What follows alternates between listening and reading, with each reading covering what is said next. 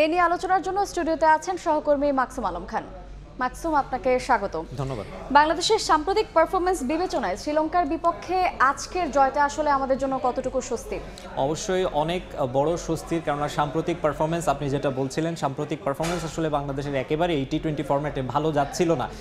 সেই পারফরমেন্সের পর অনেকেই এই শান্তদের এই দলটাকে নিয়ে, তাদের সামর্থ্য নিয়েই, টি-20 পারদর্শিতা নিয়েই প্রশ্ন তুলছিলেন। অনেক সমালোচনা হচ্ছিল, সোশ্যাল মিডিয়া থেকে শুরু করে গণমাধ্যম, দর্শকরা হতাশ হয়ে পড়েছিলেন।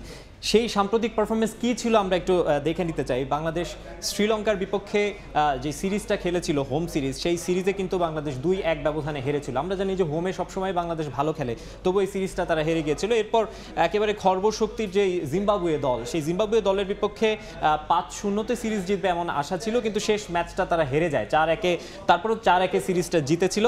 কিন্তু সবচেয়ে বড় আপসেট যেটা ছিল সেটা হচ্ছে যুক্তরাষ্ট্রের বিপক্ষে যেই সিরিজটা, যেই সিরিজ দিয়ে মূলত বিশ্বকাপের প্রস্তুতি কমপ্লিট হবে আশা করা হচ্ছিল, সেই সিরিজটাতে বাংলাদেশ খুবই আপসেটিং ছিল এটা, যে 2-1 ব্যবধানে সিরিজ হেরে গিয়েছিল। কারণ এই যুক্তরাষ্ট্র আমরা জানি যে এর আগে টেস্ট খেলুড়ে নেশনের সাথে আসলে তাদের সেইভাবে বড় কোনো জয় ছিল না।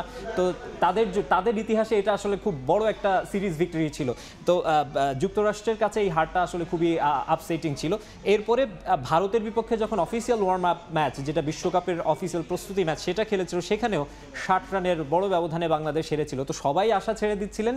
সেইখানে এই প্রথম ম্যাচটাতে বাংলাদেশ, যদিও টাইট ম্যাচ ছিল, তারপরেও যে এই ম্যাচটা এইভাবে জিতেছে, সেটা আসলে অবশ্যই বড় রিলিফ। মাকসুম, এই যে আজকে বাংলাদেশের বোলারদের পারফরমেন্স, তো সার্বিকভাবে আপনি বোলিং পারফরমেন্সকে কেমন দেখলেন?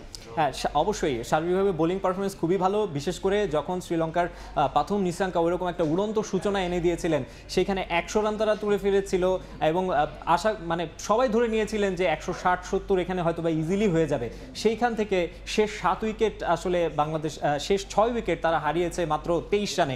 আমরা দেখি যে কি অবস্থা ছিল বাংলাদেশের বোলিংয়ের। প্রথম 1 থেকে 6 ওভার 53 রান দিয়ে করেছিল তারা, তারপরে 7 থেকে 15 ওভারে আরও 50 রান যোগ করেছিল। আপনি দেখুন 15 ওভারের মধ্যে তাদের 100 পার হয়ে গেছে। শেষ 5 ওভারে তারা ইজিলি, যেহেতু 3 উইকেট পড়েছিল, 7 উইকেট হাতে, ইজিলি ওটা 160-70 নিয়ে যেতে পারতো।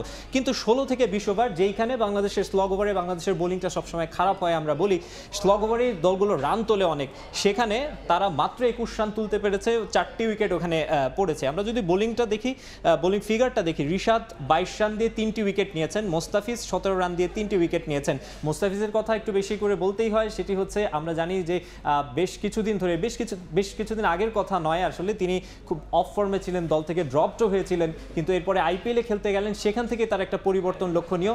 তামিম ইকবাল আজ স্টার স্পোর্টসের একটি প্রোগ্রামে যোগ দিয়েছিলেন, সেখানে তিনি যেটা বলছিলেন যে মহেন্দ্র সিং ধোনির অধীনে আসলে তিনি মেলে ধরতে পারছেন নিজেকে অন্যভাবে। আর রিশাদের কথা বলতেই হবে, একজন লেগ স্পিনারের খোঁজ বাংলাদেশ দলে অনেক দিন ধরে ছিল, সেই লেগ স্পিনারকে হাতুরু সিংহে এবং টিম ম্যানেজমেন্ট তার উপরে বারবার ভরসা রেখেছেন, সেইটা এই বিশ্ব মঞ্চে এসে তিনি সেই আস্থার প্রতিদানটা দিতে পেরেছেন।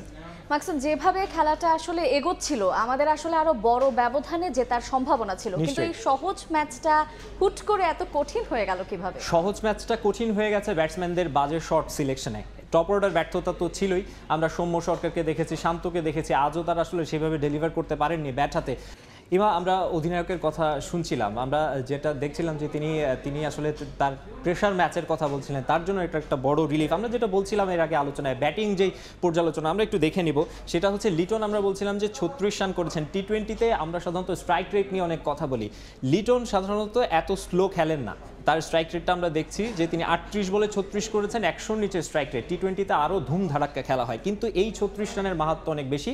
ধরে ধরে খেলেছেন এবং দলকে একটা ট্র্যাকে রাখার চেষ্টা করেছেন, যেহেতু এটা একটা ছোট টার্গেট, কাউকে না কাউকে ক্রিজে থাকতে হতো। অপর এন্ডে লিটন যেহেতু ছিলেন অপর প্রান্তে একজন, সেটা আসলে চার্জ করার সুযোগ পেয়েছেন। 20 বলে 40 রান করেছেন হৃদয়, তবে হৃদয় চাইলে হাসারাঙ্গাকে তিনি যে ওভারে পরপর 3 বলে 3টি ছক্কা হাঁকালেন, এরপরে তিনি চাইলে আরেকটু দেখে দেখে খেলে গেলে হয়তোবা, যেটা আপনি বলছিলেন যে ম্যাচটা হয়তো কঠিন হতো না, আরও সহজভাবে বাংলাদেশ জিততে পারতো। মাহমুদুল্লাহ রিয়াদের কথা বলতেই হবে, দর্শকরাও বলছিলেন, আমরা শুনছিলাম যে তার দায়িত্বশীল ব্যাটিং। সাকিব আল হাসানের উপরে মানুষের মানে দর্শকদের বা বাংলাদেশি সমর্থক যারা আছেন সবারই আসার জায়গাটা অনেক বেশি থাকে, কিন্তু তিনি একটা বাজে শট খেলে আউট হয়েছেন।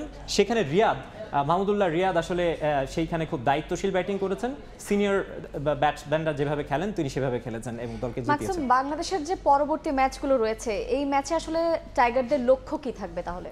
অবশ্যই বাংলাদেশ দলের পরবর্তী লক্ষ্য অবশ্যই থাকবে সুপার 8-এ যাওয়া। আমরা যেই গ্রুপের যেই ম্যাচগুলো রয়েছে সেগুলো একটু দেখতে চাই। সেটি হচ্ছে এর পরবর্তীতে বাংলাদেশের সবচেয়ে কঠিন ম্যাচটা রয়েছে দক্ষিণ আফ্রিকার বিপক্ষে 10 জুন নিউ ইয়র্কে, এরপর নেদারল্যান্ডসের বিপক্ষে 13 জুন কিংস্টাউনে, নেপালের বিপক্ষে 17 জুন কিংস্টাউনে, অর্থাৎ ঈদের দিন ভোরবেলা বাংলাদেশের মানুষ নেপালের বিপক্ষে খেলাটা দেখতে পারবে। এই 3টি ম্যাচ থেকে দক্ষিণ আফ্রিকার ম্যাচটা একটু কঠিন হবে, তবে নিউ ইয়র্কে যেহেতু খেলা, নিউ ইয়র্কে আমরা জানি যে এবার ড্রপ ইন পিচগুলোতে বা এবারের বিশ্বকাপে সেইভাবে হাই স্কোরিং ম্যাচ আমরা দেখছি না। দক্ষিণ আফ্রিকা এই ধরনের উইকেটে আমরা দক্ষিণ আফ্রিকাকে সাধারণত ফার্স্ট পিচে যেভাবে খেলে সেইভাবে খেলতে দেখি না। বাংলাদেশ একটা চান্স নিশ্চয়ই নিবে, আর নেদারল্যান্ডস এবং নেপালের বিপক্ষে অবশ্যই চাইবে, যেহেতু বাংলাদেশের আমরা যেমন লো স্লো মানে এইরকম উইকেটে সাধারণত খেলে অভ্যস্ত, তো সবাই এক্সপেক্ট করবে আসলে এই 3টি ম্যাচ থেকে অবশ্যই বাংলাদেশ সর্বোচ্চ জয় নিয়ে সুপার 8-এ পা রাখবে। মাকসুম, আপনাকে অসংখ্য ধন্যবাদ। ধন্যবাদ। স্টুডিওতে আমাদের সঙ্গে এতক্ষণ যুক্ত ছিলেন সহকর্মী মাকসুম আলম খান।